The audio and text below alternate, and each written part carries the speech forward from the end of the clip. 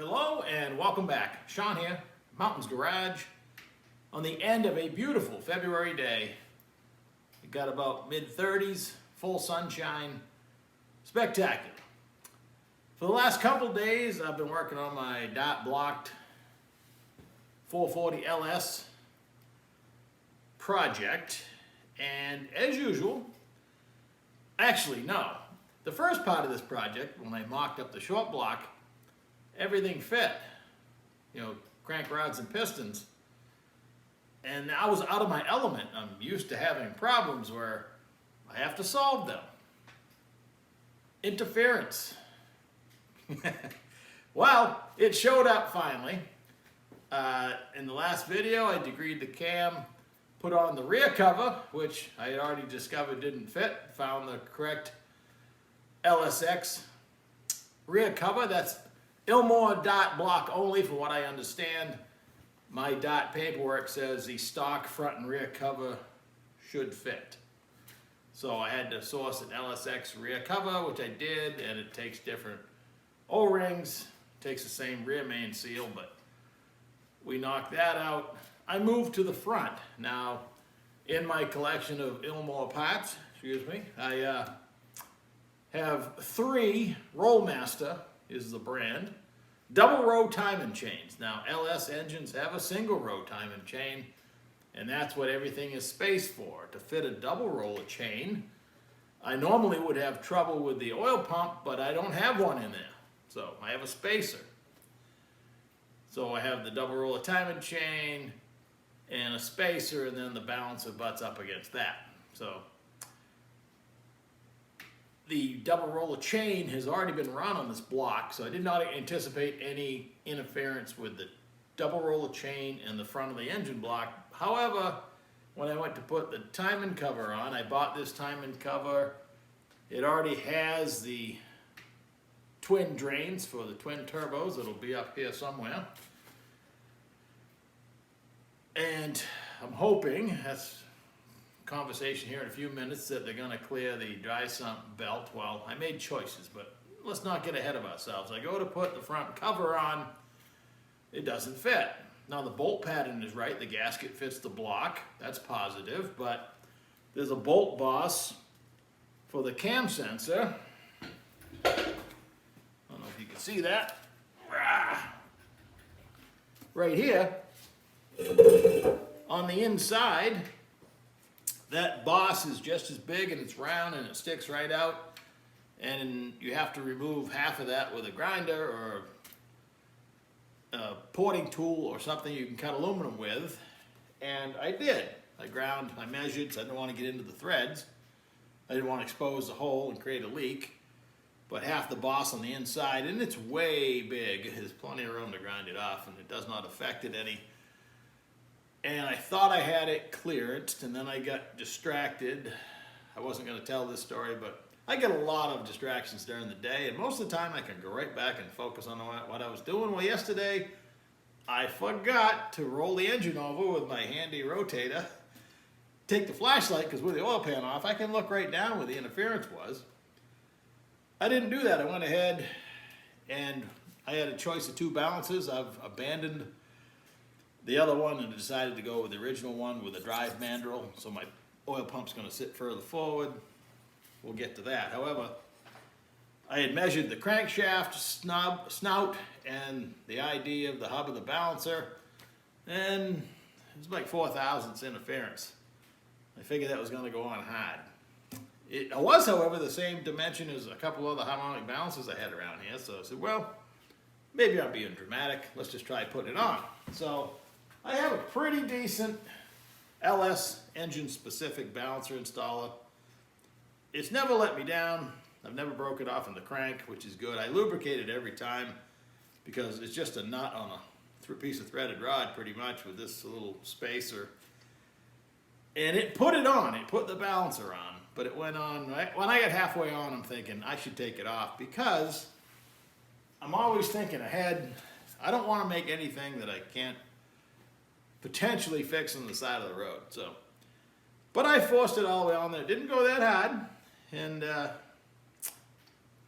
went and did some other things, and then I flipped it over to start messing with the oil pan. I looked down, and the chain looked awful tight to that boss down here.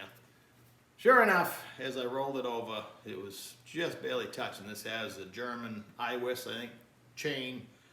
I don't want to cause it any harm. I had to stop because I cannot let anything like that go. So back apart it came, but the power went out yesterday afternoon. Windy day, tree came down the road, no power for a few hours. The shop goes dark. It was the universe telling me to stop. I came out last night after dinner with a full charge in the air compressor. I have an old snap-on puller set. Fortunately, this has the 3 bolts. This is actually a big block Chevy drive mandrel, fits right on there. I was able to get the balancer off, but it came off hard. Didn't do any damage to anything. Pulled the timing cover off, clearance it, put it all back together. Now, when I put the timing cover on originally, I used my spacer kit. It is a bracket that bolts around here. I took a picture, I'll include it at the end, and you put it in without the front main seal on, and thankfully this cover installation kit, they put a keyway in it, so I was able to, it replaces the seal, you slide it right in there, it centers the cover, you bolt the thing on here to simulate the oil pan, and you go ahead and tighten the timing cover up, and then you can, with the same tool, you flip it around and it puts the seal in nice and straight. It's wonderful. However, when I took the cover back off, the seal's already in it. I don't want to ruin a seal just for that, so for phase 2, I put the cover on loosely, put the bracket on the top, and I honed out the idea of the balancer with a hone that I bought a week and a half ago just to do this. My old brake cylinder hone was getting kind of wore out, and the stones themselves were kind of small, so they had trouble going over the keyway. I bought a wider one that fit right in there, and it made short work of taking a few thousandths off the ID of the balancer, and it went on with half the effort of before. Some engines like Chrysler and stuff, they just slide off and on. I know they do interference fit for a reason. I wish I'd actually honed it a little bit more. So next time I have it off, I will. So that was done, and I made my choice with the mandrel. Everything's going to sit further forward. I would have had to drill the block to use the other style anyway. I didn't want to. I could. I actually bought taps to do it, but bottom and tap. Tapered tap starts your hole, but then you can go deeper with a bottom and tap because it makes threads all the way to the bottom of a hole. So that was on. Front cover was done last night. Just for kicks, I set one of the oil pans that I have on, the dry sump pan, and it wouldn't even sit down. Not even close. Hitting the connecting rods in every position. This is what it looks like.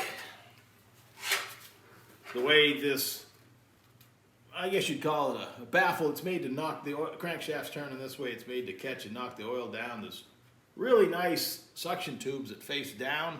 They're covered with this right now, but each port has one. Pretty slick rig, nice pan. I don't know who made it, but these were in the way. So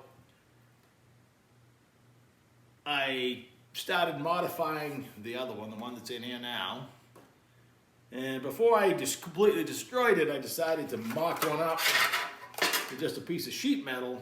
I was actually going to use this one, but gave up on it. And my goal was to go on the other side of these tabs. These are just tabs. The way this one's made, this actually rubs, and there's rub marks on the pan. So when I redid it, I shortened this up, because every time I straightened this out to gain clearance, this was getting longer. So long story short, it now rests in there. There's a gap underneath.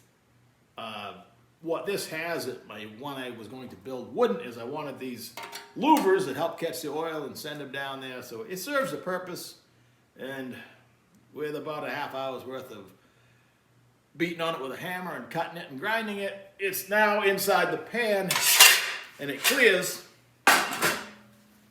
the rotating assembly. So I had bought a stud kit. I wish the studs were a little bit longer. on the side. The front cover's perfect. The back cover, I couldn't use them because the hole is way too deep and the stud went all the way down inside the hole. So I had little flange head bolts that I put on the back. I could have used the stock ones if I wanted to dig them up. But I had them brand new, so I did it. So then I started messing around. I've been eyeballing where the oil pump's going to end up. It's going to be quite a bit forward. Again, I'm hoping to still use this drain. I think I can because now my belt is going to be out here. If I used, the other pulley, I believe I could knock this off and just use this portion of it, but the drive belt would have been right here, and it probably would have cleared still, but I elected to go with my original plan for now. So I get the oil pan all bolted on, and then I'm eyeballing it this afternoon thinking I'll never get a line and a starter on the back. Well, I had to go dig some more stuff up, but this is a stock style starter. For an LS, it doesn't get any bigger than that, so a smaller one would give me more clearance, but I have plenty of room. These are the lines I got the other day, and these are all extra long. I'm hoping when the time comes and I get the pump itself mounted, I'll be able to shorten these up and either find somebody that can crimp my fittings for me or just put, traditional reusable style ends on the other end in the correct size to fit my pump. These are nice, they swivel, but they don't fit my oil pump, is the way it goes. So, but this end works nice. They all have a screen that's actually in here, so each suction, these are all three sucking, and then the pressure side of the pump is going to feed the engine. So the suction side all has nice little screens. These are wonderful lines. Like I say, I paid $10 a piece. So I'm hoping to make something out of it. So now I'm done underneath, as far as I know. At this point, with an LS anyway, you don't want to flip the engine back over unless you have the cylinder head and push rods in it, because you'll drop your lifters out of it. So when I flip it over now, I won't be going back over until I have the lifters secured, because I don't have to pull the heads back off or anything like that. But people have been curious about my hand crank. I like the ratio of it. It works good. Minor, that's my button for the video. And then the $40 conversion is working fantastic. Now I can consider my next steps, which I think is going to be work on the cylinder heads. I still have to check piston to valve clearance and measure for push rods. I don't have push rods I can use, I don't believe. But first I need to assemble the heads. I'm gonna look around. I did the valve spring math the other day, and the ones I have will work, but they potentially not ideal, so we'll continue on that thought process when we assemble the heads. I bought some of the actual Ilmor sensors. I put the crank sensor in. It was behind the starter, you couldn't see it, but I put a gray crank sensor in, 58 tooth. That seems to be spaced correctly. Hopefully that works well. And Ilmor definitely used this GM style, same color and everything. I think I even have a used one in the pile of junk I got. This is a new one I bought at Rock Auto, along with the crank sensor. So cam and crank sensor are in. Camshaft's in. I had a little scare while I'm telling you about things that went wrong.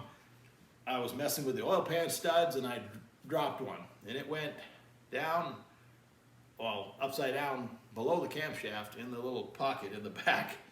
And I could flip it over and it would move, and I could see it in the lifter hole, but I couldn't get it.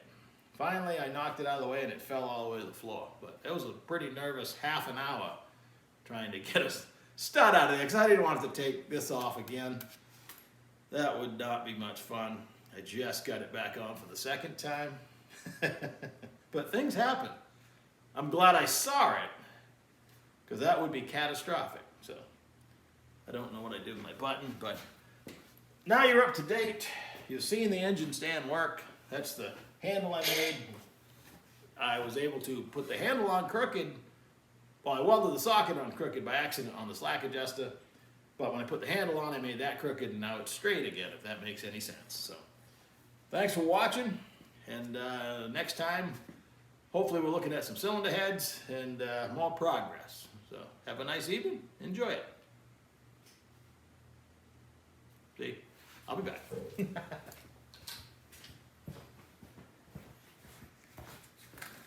Have a good one.